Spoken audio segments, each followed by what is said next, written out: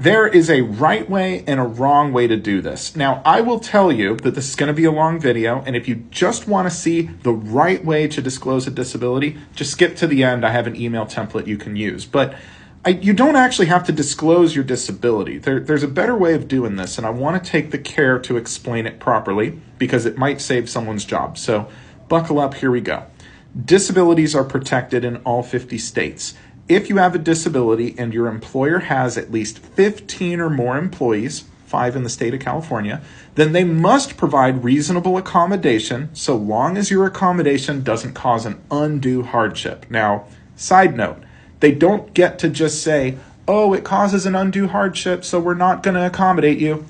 That's not how it works. They have to be able to show that accommodating you would be impossible or prohibitively expensive. Now, how do you ask for this? You don't want to disclose your medical conditions. That's private. So I don't recommend disclosing your disability. What I recommend instead is you just say, hey, I have a disability. I need reasonable accommodation. When can we talk about types of accommodations that might work for me?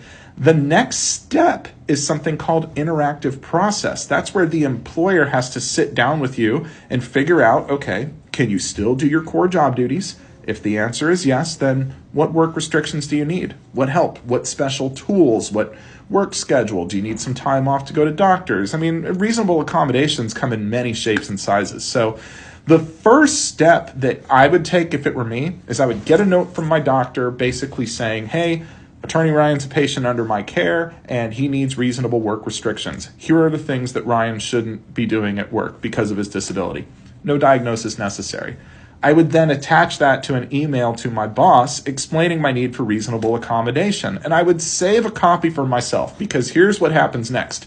If they start targeting me for harassment or discrimination or retaliation, I now have proof that it's because of my disability because they know about my disability. If they fire me for asking for this, well, now I've got proof of retaliation and wrongful termination. So setting up a good paper trail is key. If you're not sure what to say, here is a template that might help you get you started when you ask for accommodation. So anyway, this was my longest vertical video ever.